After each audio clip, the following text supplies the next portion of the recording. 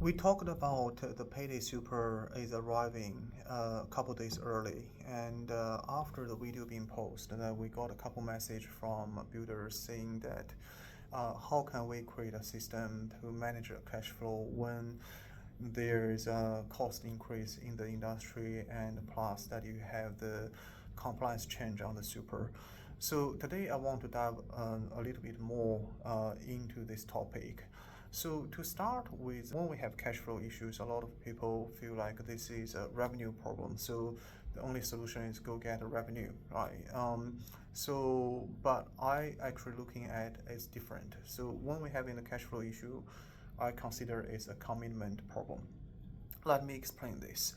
So in the business, especially when you're running a construction business, that we have commitment, and this commitment level often is beyond what we normally think, right? So we have a commitment in the project to the trees, to the suppliers, but on top of that, we also have a commitment to our employees and to the tax office, to the finance that you already signed, to the operating expense, motor vehicles, insurance, etc., etc.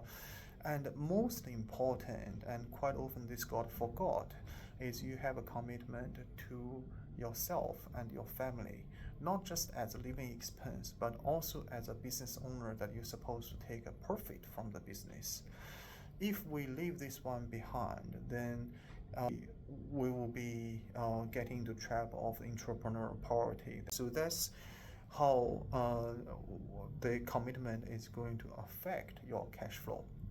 So once we realize this, to figure out what to do, the first thing to do is to put all your commitment and revenue in a schedule. So once you build a schedule of your revenue and commitment, then you get two things. Number one is your profitability. You add all the commitment up compared to your total remaining revenue. If the result is negative, that your commitment is more than your revenue, there's a profitability problem. That means your business is not making enough money. And number two is cash flow. You're looking at any given period. If the cash flow is negative and you don't have enough reserve to handle that negative cash flow, then there's cash flow issue. So once you got these two numbers, then we can start fixing the cash flow issue through the commitment. And this is an easy path for most of the builders, because if you want to increase your revenue in order to solve the cash flow issue, that process is going to take anywhere between 6 to 12 months, and it's going to cost you more money before you see the result. But in order to fix your commitment, you can literally start from this week, start from today. And there are so many things that you can do. You can go back and negotiate with the suppliers and see if you can change the credit terms. You can go back and negotiate with tax office for the tax repayment, especially at this time when this video is posted, that ATU has very generous concessions on how the payment plan can be arranged due to the fuel crisis. So and also you can start cutting the unnecessary cost once you see what commitment you have.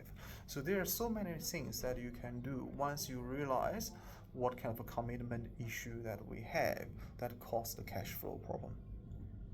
So coming back to our topic today, right? So the Payday Super is definitely alarm, right? But I can guarantee you this is not going to be the last alarm that you will see happen to this industry, happen to your business. So I would hope that everyone can take this as a chance to improve their business, to start building a system that allow them to see more inside of their business and to understand what is causing the cash flow issue, so you can fix the problem before the next alarm arises. Thanks for watching.